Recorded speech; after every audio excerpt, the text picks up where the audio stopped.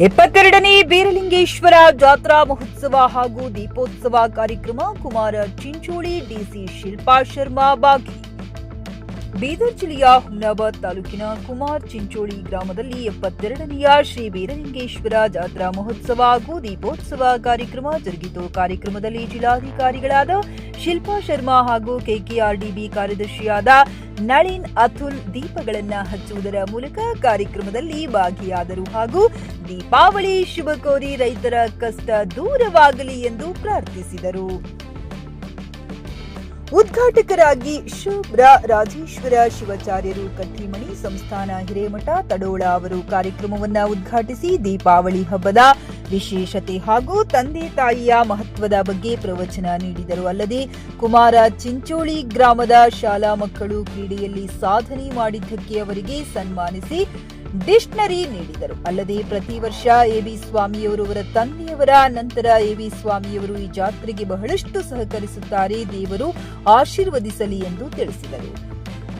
ಈ ಸಂದರ್ಭದಲ್ಲಿ ಬೀರಲಿಂಗೇಶ್ವರ ಟ್ರಸ್ಟ್ ಕುಮಾರ ಚಿಂಚೋಳಿ ಅಧ್ಯಕ್ಷರಾದ ಅನಿಲ್ ಕುಮಾರ್ ಎಸ್ ಗಣಚಕ್ರಿ, ಉಪಾಧ್ಯಕ್ಷರಾದ ಎಬಿ ಸ್ವಾಮಿ, ಸದಸ್ಯರಾದ ನಾಗಪ್ಪ ಮೇತ್ರಿ, ವೀರಪ್ಪ ಮುಲಿಗೆ, ಉಮೇಶ್ ವರವಟ್ಟಿ, ಪ್ರಭು ವರಟ್ಟಿ, ವೈಜನಾಥ್ ಉಸ್ತರಿಗೆ, ಬೀರಪ್ಪ ರಂಜೇರಿ, ವೈಜನಾಥ್ ನಿಡೋದಿ ಹಾಗೂ ಜಗನ್ನಾಥ್ ಮದಕಟ್ಟೆ, ರೇವಣಪ್ಪ ಶೇರೀಕರ್, ರಘುನಾಥ್ ಗಣಚಕ್ರಿ, ಬೀರಪ್ಪ ಗಣಚಕ್ರಿ, ಕಾಶಿನಾಥ್ ಹುಣಜೆ, ಜಯಕುಮಾರ್ ಗೌಡ, ಕಂಟೆಪ್ಪ ಮಾದಗುಂಡ, ಸುಭಾಷ್ ಮೂಲೆಗೆ ಉಪಸ್ಥಿತರಿದ್ದರು.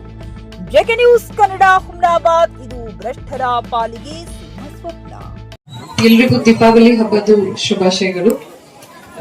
ನಮ್ಗೆ ಇಲ್ಲಿ ಆತ್ಮಾನಂದರು ಕರ್ಕೊಂಡು ಬಂದಿದ್ದಾರೆ ಇವತ್ತಿನ ದಿವಸ. ಅವರಿಗೂ ಧನ್ಯವಾದ ನಾನು ಹೇಳ್ತೇನೆ, ಮತ್ತೆ ನೀವೆಲ್ರಿಗೂ ಧನ್ಯವಾದ ಹೇಳುತ್ತೇನೆ.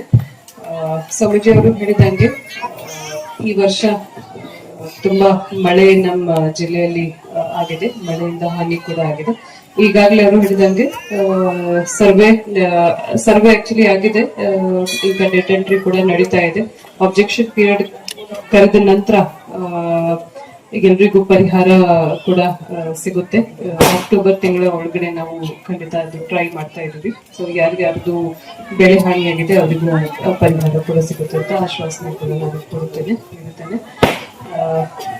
ಅಷ್ಟೇ ಹೇಳಿ, ಮತ್ತೆ ಈ ಮುಂದಿನ ವರ್ಷ ಎಲ್ರಿಗೂ ಶುಭವಾಗ್ಲಿ ಅಂತ ನಾನು ನಾಯಕರುಗಳೇ, ಸ್ವಾಮೀಜಿ ಅವರೇ, ಎಲ್ಲ ಭಕ್ತ ಬಂಧುಗಳೇ, ನಮಗೆ ಆತ್ಮ ಅವರು ಇಲ್ಲಿ ಬರಬೇಕು ಅಂತ ಹೇಳಿ ಆತ್ಮೀಯವಾಗಿ ಅವರು ಒಂದು ರಿಕ್ವೆಸ್ಟ್ ಮಾಡಿದ್ದು. ನಾವು ಎಲ್ಲರೂ ಇಲ್ಲಿ ಬಂದು ಒಂದು ಪರ್ಸನಲ್ ಕೆಪಾಸಿಟಿಯಲ್ಲಿ ಬಂದು ವಿಸಿಟ್ ಮಾಡಿಕೊಂಡು ಒಂದು ಸ್ವಾಮೀಜಿ ಹೇಳ್ತಿದ್ರು, ಯೋಗ ಒಂದು ಸನ್ನಿವೇಶ ಬಂದಿದೆ, ಅವ್ರು ಕರೆದಿರೋದು ನಾವು ಇಲ್ಲಿಗೆ ಬಂದಿದ್ದೀವಿ. ಸೊ ತಮ್ಮೆಲ್ಲರ ಜೊತೆ ಪರಿಚಯ ಆಯ್ತು, ನಾವು ದರ್ಶನ ಮಾಡ್ಕೊಂಡಿವಿ. ನಮ್ದು ನಮಗೂ ಒಂದು ಸಿಕ್ಕಿದೆ ಅವಕಾಶ ತಮ್ಮ ಎಲ್ಲರ ಜೊತೆಗೆ ಮಾತಾಡ್ಕೊಳ್ಳಿಕ್ಕೆ. ಮತ್ತೆ ನೀವೆಲ್ಲರೂ ಇವತ್ತು ಒಳ್ಳೆ ಒಂದು ಇಷ್ಟು ದೀಪ ಎಲ್ಲ ಹಚ್ಚಿ ದೇವರಿಗೆ ಸ್ವಲ್ಪ ಪ್ರಾರ್ಥನೆ ಮಾಡ್ಕೊಂಡು ಎಲ್ಲರೂ ಕೂತ್ಕೊಂಡು ಒಂದು ಉತ್ಸವ ತರ ಆಚರಿಸ್ತಾ ಇದ್ರಿ. ಅದರಲ್ಲಿ ನಮ್ಗೆ ಭಾಗವಹಿಸ್ಕೊಳ್ಳಿಕ್ಕೆ ಅವಕಾಶ ಸಿಕ್ಕಿದೆ. ಆತ್ಮ ಅವರಿಗೆ ತಮ್ಮೆಲ್ಲರಿಗೆ ನಾವು ಶುಭಾಶಯ ಹೇಳ್ತಾ, ನಮ್ಗೆ ತಾವು ಎಲ್ಲರೂ ಭಕ್ತರು ಏನಪ್ಪಾ ಅಂದ್ರೆ ಬಂದು ಇಲ್ಲಿ ದರ್ಶನ ತಗೊಂಡು ಹೋಗ್ತಾರೆ.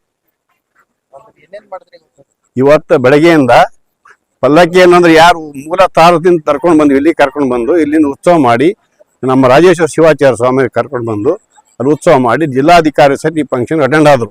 ಜಿಲ್ಲಾಧಿಕಾರಿ ನಮ್ಮ ಊರಿಂದ ಯಾರೋ ಮಾಡ್ತಾರೆ. ಜಿಲ್ಲಾ ಫಂಕ್ಷನ್ ಪ್ರತಿ ವರ್ಷದಂತೆ ಈ ವರ್ಷ ಎಲ್ಲಾ ಪ್ರತಿ ವರ್ಷ ನಡೀತಿದ್ದಾರೆ. 72 ವರ್ಷಗಳನ್ನ ಈಗ ನಡ್ಕೊಂಡ್ ಬಂತಿದ್ದಾರೆ. ಇದು ಮೂಲಸ್ಥಾನ ದೇವಸ್ಥಾನ, ನಾಳೆ ಮೂಲಸ್ಥಾನ ದೇವಸ್ಥಾನ ಇದೆ ಒಂದು ಹೊರಗಡೆ, ಹೊರಗಡೆ 5 ಕಿಲೋಮೀಟರ್ ಹೊರಗಡೆ. ಅಲ್ಲಿನ ದೇವಸ್ಥಾನ ಅರ್ಧ ಪಲ್ಲಕ್ಕಿ ಉತ್ಸವ ಮಾಡ್ತಾರೆ. ನಾಳೆ ಸಾಯಂಕಾಲ ಪಲ್ಲಕ್ಕಿ ನಡೀತಿದೆ. 3 ದಿವಸ ಜಾತ್ರಾ ಉತ್ಸವ ಇರ್ತದೆ. ಎಬಿ ಸ್ವಾಮಿ ಅಂತ ಮಾತಾಡಿದ್ವಿ. ಇದನ್ನ ಭಕ್ತಿ ಅಧ್ಯಕ್ಷ, ನಾನು ಉಪಾಧ್ಯಕ್ಷ ಟ್ರಸ್ಟ್ ಉಪಾಧ್ಯಕ್ಷ, ಬೀರಲಿಂಗೇಶ್ವರ ಟ್ರಸ್ಟ್ ಉಪಾಧ್ಯಕ್ಷ ಅಧ್ಯಕ್ಷ ಆಗಿ ಎಲ್ಲರೂ ಕೆಲಸ ಮಾಡ್ತಿರ್ತೀವಿ. ಎಲ್ಲರೂ ಯೂನಿಟಿ ಆಗಿ ಒಕ್ಕೂಟಾಗಿ ಸುತ್ತಮುತ್ತ ಹಳ್ಳಿ ಜನರು, ವೀರಕಾರ್ ಜನರು ಬಂದು ಈ ಜಾತ್ರಾ ಮಹೋತ್ಸವ ನಡೆಸ್ಕೊಡ್ತಾರೆ. ಪ್ರತಿ ವರ್ಷದಂತೆ ಈ ವರ್ಷ ಕೂಡ ಸುಮಾರು 72 ವರ್ಷದಿಂದ ಈ ಜಾತ್ರಾ ಮಹೋತ್ಸವ ಕಾರ್ಯಕ್ರಮ ಈ ಸುತ್ತ ಹಳ್ಳಿ ಪಳ್ಳಿಯಲ್ಲಿ ಕೂಡ ಈ ಬೀರಲಿಂಗೇಶ್ವರ ಅಂತ ದೇವಸ್ಥಾನ ಎಲ್ಲೂ ಇಲ್ಲ, ನಮ್ಮ ಊರಲ್ಲೇ ಇದೆ.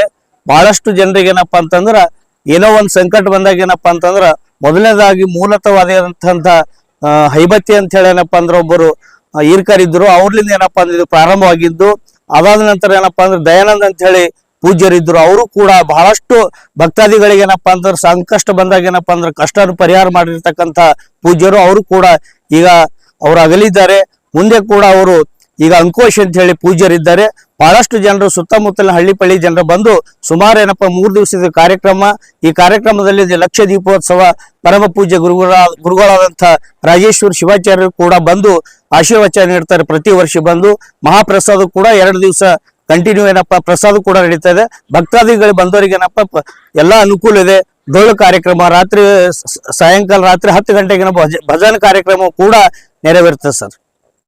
ಹುಮ್ನಾಬಾದ್ನಲ್ಲಿ ಇದು ಮೊದಲ ಬಾರಿಗೆ ಹೋಮ್ ಸರ್ವಿಸ್ ನೀಡುವ 24x7 ಕೆಲಸ ನಿರ್ವಹಿಸುವ ಹುಮ್ನಾಬಾದ್ ಡಯಾಗ್ನೋಸ್ಟಿಕ್ ಸೆಂಟರ್ ಪ್ರಾರಂಭ. ಇಲ್ಲಿ ರಕ್ತ ಪರೀಕ್ಷೆ, ಥೈರಾಯ್ಡ್ ಪರೀಕ್ಷೆ, ಶುಗರ್ ಸಂಬಂಧಿತ ಎಲ್ಲಾ ಪರೀಕ್ಷೆ, ಹೃದಯ ಸಂಬಂಧಿ ಪರೀಕ್ಷೆ, ಕ್ಯಾನ್ಸರ್ ಗಡ್ಡೆ ಪರೀಕ್ಷೆ ಅಲ್ಲದೆ ಎಲ್ಲಾ ತರಹದ ಪರೀಕ್ಷೆ ಮಾಡಲಾಗುತ್ತದೆ. ಹಿಂದೆ ಭೇಟಿ ನೀಡಿ. ಪೊಲೀಸ್ ಠಾಣೆ ಎದುರುಗಡೆ ಪೂರ್ವಿಕಾ ಮೊಬೈಲ್ ಹಿಂದುಗಡೆ ಹುಮ್ನಾಬಾದ್. ಹೆಚ್ಚಿನ ಮಾಹಿತಿಗಾಗಿ ಸಂಪರ್ಕಿಸಿ 9380510223 ಅಥವಾ 9353168820.